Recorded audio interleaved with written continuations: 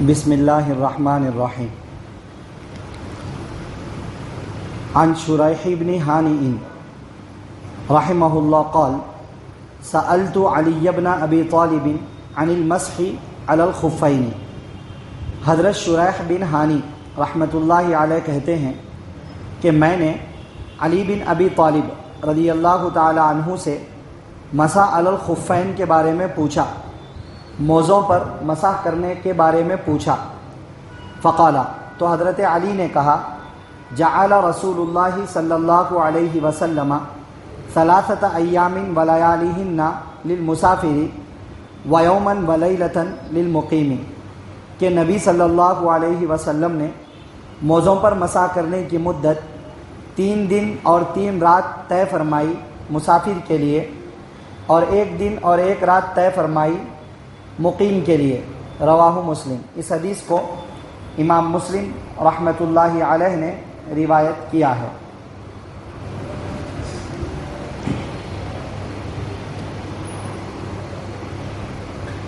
عن المغیرہ بن شعبہ، حضرت مغیرہ بن شعبہ رضی اللہ تعالی عنہ سے روایت ہے، انہ قال، کہ انہوں نے کہا، رأیت النبی صلی اللہ علیہ وسلم یمسح علی الخفین علی ظاہرہما، کہ میں نے نبی صلی اللہ علیہ وسلم کو دیکھا کہ آپ موزوں پر مسح کر رہے تھے، موزوں کے ظاہری حصے پر۔ اس حدیث کو امام ترمذی اور ابو داؤد رحمہم اللہ نے روایت کیا ہے۔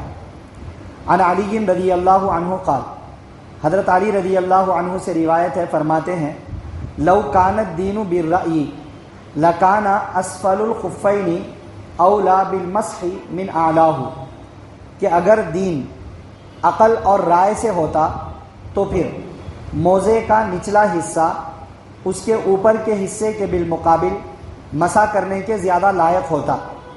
وقد رأیت رسول اللہ صلی اللہ علیہ وسلم یمسح علی ظاہر خفیہ، اور میں نے رسول اللہ صلی اللہ علیہ وسلم کو دیکھا کہ آپ موزوں کے ظاہری حصے پر، اوپری حصے پر مسح کر رہے تھے۔ اس حدیث کو امام ابو داؤد، امام دارمی رحمہم اللہ نے روایت کیا ہے۔ آج کے درس حدیث میں 3 حدیثیں پڑھی گئی ہیں۔ ان تینوں حدیثوں میں موزوں پر مسح کرنے کا تذکرہ کیا گیا ہے۔ موزوں پر مسح کرنا شریعت نے ایک سہولت رکھی ہے۔ بہت ساری سہولتیں ہیں اسلام کی۔ وضو کرنے کا حکم ہے، اگر وضو کرنا نقصان دہ ہو، پانی لگانا، تو تیمم کرنے کی بھی اجازت ہے۔ پانی نہ ملے تو بھی تیمم کرنے کی اجازت ہے۔ کئی سہولتیں ہیں۔ ہاتھ دھونا، پیروں کا دھونا اور چہرے کا دھونا یہ فرض ہے، لیکن کسی کے ہاتھ پر زخم ہو اور پٹی بندھی ہوئی ہو تو پٹی کھول کر دھونا ضروری نہیں ہے، پٹی کے اوپر سے مسح کر سکتے ہیں۔ کئی سہولتیں ہیں، اس میں سے ایک سہولت یہ بھی ہے کہ موزوں پر مسح کرنے کی شریعت نے اجازت دی ہے۔ موزوں پر مسح کرنا، وضو کرنے کے دوران دونوں ہاتھوں کا دھونا، چہرے کا دھونا اور پیروں کا دھونا یہ فرض ہے، اور سر کا مسح کیا جاتا ہے۔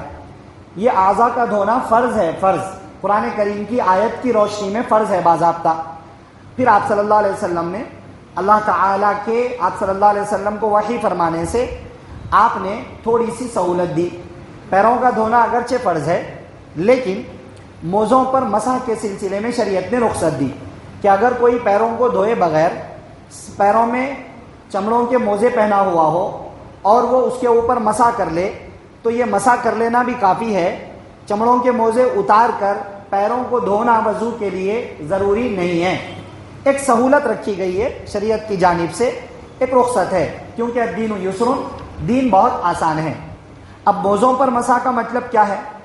موزوں پر مسح کا مطلب یہ ہے کہ اگر کوئی شخص، سردی کا موسم ہے مثال کے طور پر، اور وہ پیروں کو دھونے میں مشقت محسوس کر رہا ہے اور چمڑے کے موزے بنایا ہوا ہے، چمڑے کے موزے اس نے پہن لیے اور چمڑے کے موزوں پر اوپر سے مسح کر رہا ہے، تو یہ مسح کر لینا اس کے لیے جائز ہے۔ یہ شریعت نے اجازت دی ہے۔ موزوں پر مسح کرنے کا مطلب یہ ہے۔ اب اس کا طریقہ کار کیا ہے اور کتنے وقت تک کے لیے ہے؟ اچھا، اگر سردی نہ ہو، سردی کا موسم نہ ہو، ایسے ہی عام حالات میں بھی اگر کوئی شخص چمڑے کے موزے پہن کر اس کے اوپر سے مسح کر لینا چاہے کر سکتا ہے، وہ بھی سہولت ہے, وہ بھی اجازت ہے. سردی ہونا ہی کوئی ضروری نہیں ہے, سردی کا موسم ہی کوئی ضروری نہیں ہے. عام دنوں عام حالات میں بھی موزے پہن کر اوپر سے مسح کر سکتے ہیں. ٹھیک ہے. اب موزوں پر مسح کرنے کے سلسلے میں آخری 2 حدیثیں پڑھی گئی ہیں. ان دونوں حدیثوں میں یہ بتلایا گیا ہے کہ موزوں پر جب مسح ہوگا تو پورے موزوں کو پورا 4 طرف سے مسح کرنے کی ضرورت نہیں ہے. موزے پہن لینے کے بعد پیروں میں اپنے سیدھا ہاتھ کا حصہ کم سے کم 3 انگلیاں یا پورا ہاتھ اوپر رکھنا, پیر کے اوپر کے حصے میں, تلوے کے حصے میں نہیں, پیر کے پنجے کی طرف کے حصے میں اپنا ہاتھ پورا پیر کے اوپر رکھ کے نیچے انگلیوں کی طرف سے, پیروں کے انگلیوں کی طرف سے گھٹنے کی طرف میں لے جانا, پورا گھٹنے تک نہیں, مطلب وہاں سے انگلیوں کی طرف سے اس طرف میں لے جانا. یہ طریقہ ہے موزوں پر مسح کرنے کا. اب نیچے تلووں میں, پیروں کے تلووں میں, موزے کے تلووں میں مسح نہیں کرنا ہے, صرف اوپر کے حصے میں. اگر کوئی پورا ہاتھ پھیر لے ہو جائے گا, مگر اوپر پھیرنا شرط ہے. اگر کوئی اوپر نہیں پھیرا, نیچے پھیر لیا, آزو بازو پھیر لیا, نہیں ہوگا اس کا مسح. اوپر پھیرنا شرط ہے, ضروری ہے. اچھا, یہ جو مسح کا وقت ہے مقیم شخص کے لیے 1 دن 1 رات, مسافر کے لیے 3 دن 3 رات. مسافر بولے تو معلوم اپنے کو کہ کوئی شخص 77 کلومیٹرز یا اس سے زیادہ سفر کے ارادے سے نکلا تو شریعت میں وہ مسافر ہے. ایسا شخص اگر سفر کی حالت میں ہے, 15 دن سے کم, جہاں پہنچا وہاں پر 15 دن سے کم ٹھہرنے کا ارادہ ہے تو اس کو مسافر بولتے. سمجھ رہے نا. نمبر 1, 77 کلومیٹرز یا اس سے زیادہ لمبا سفر ہے اس کا, اور پھر جہاں جا رہا وہاں پر 15 دن سے کم رہنے کی نیت ہے تو اس شخص کو بولتے شریعت میں مسافر. ایسا شخص چمڑوں کے موزے پہن لیا تو ایک مرتبہ موزے پہن لینے کے بعد انہی موزوں پر 3 دن 3 رات تک مسح کر سکتا ہے نکالے بغیر. جب بھی وضو ٹوٹ رہا انہیں وضو بنا رہا تو پیران دھوئے بغیر چمڑے کے اوپر سے ہاتھ پھیر لے رہا, خالی 3 دن 3 رات تک کر سکتا. 3 دن 3 رات ہو گئے بعد اس کا ٹائم ختم ہو جاتا, پھر سے پورے موزے وغیرہ نکال دینا پڑتا, پیروں کو دھونا پڑتا. اگر وضو ٹوٹ گیا تھا تو پورا کمپلیٹ وضو کرنا پڑتا مسافر کے لیے. اور جو شخص مقیم ہو, مقیم بولے تو جو مسافر نہیں ہے, بات سمجھ رہے, کہیں گئے ہی نہیں, اپنے علاقے میں ہے, یا کہیں پر گئے مگر 77 کلومیٹرز نہیں, 70 کلومیٹر, 65 کلومیٹرز اتنی نیت سے گئے, یا 77 یا اس سے زیادہ کی نیت سے نکلے مگر جہاں گئے وہاں پر 15 دن یا اس سے زیادہ ٹھہرنے کا ارادہ ہے, تو ان سب صورتوں میں مقیم بولتے, مقیم, اس کو مسافر نہیں بولتے. ایسے شخص کے لیے 1 دن 1 رات تک موزوں پر مسح کرنے کی پرمیشن ہے. اب ہم لوگ ہیں اپنے ہی محلے میں, اپنے ہی علاقے میں ہیں, چمڑوں کے موزے پہن لے کے اس کے اوپر مسح کر لینا چاہ رہے, کر لے سکتے, کوئی حرج کی بات نہیں ہے, شریعت نے اجازت دی ہے. ٹھیک ہے. مسافر کے لیے 3 دن 3 رات, اور جو مسافر نہ ہو اس کے لیے 1 دن 1 رات, مانے کمپلیٹ 24 گھنٹے. اچھا, یہ ٹائم کب سے شروع ہوتا؟ مسافر کے لیے 3 دن 3 رات کا جو ٹائم شروع ہوگا, شروع کب سے ہوگا؟ جس وقت میں پہن لیا اس وقت میں شروع ہوگا نہیں. بات سمجھ رہے, مسافر ہو یا مقیم, جب پہن لیے پہنتے کی 3 دن 3 رات 1 دن 1 رات شروع ہوتے, ایسا نہیں ہے. مسئلہ یہ ہے, ابھی ہے آگے اور بہت ساری احادیث, ان سب کی روشنی میں مسئلہ یہ ہے کہ جو شخص, اچھا اس کو ایک تو یہ ہے طریقہ اوپر مسح کرنا.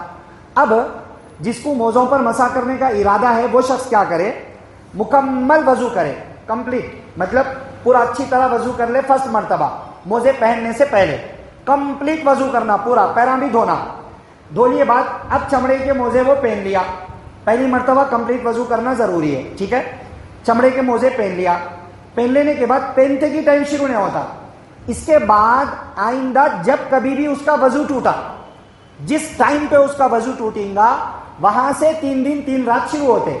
مثال کے طور پہ کوئی شخص ظہر کے وقت میں کمپلیٹ وضو کر کے موزے پہن لیا اور اس کا وضو ٹوٹا اس دن رات میں, عشاء کے ٹائم پہ وضو ٹوٹا, تو اب اس کی جو ٹائمنگ ہے مسافر کے لیے 3 دن 3 رات اور مسافر کے علاوہ کے لیے 1 دن 1 رات, وہ عشاء سے شروع ہوگی. جب اس کا وضو ٹوٹا وہاں سے ٹائمنگ شروع ہوگی. ٹھیک ہے نا. یہ چند باتیں ہیں, اس کو ذہن میں رکھیے. شریعت نے یہ سہولت دی ہے. اب جو اپن جوتوں میں پہنتے نہیں, ساکس کپڑے کے پتلے پتلے, اس کے اوپر نہیں کر سکتے مسا. اس کے اوپر مسا کرے تو وہ مسا معتبر نہیں ہے.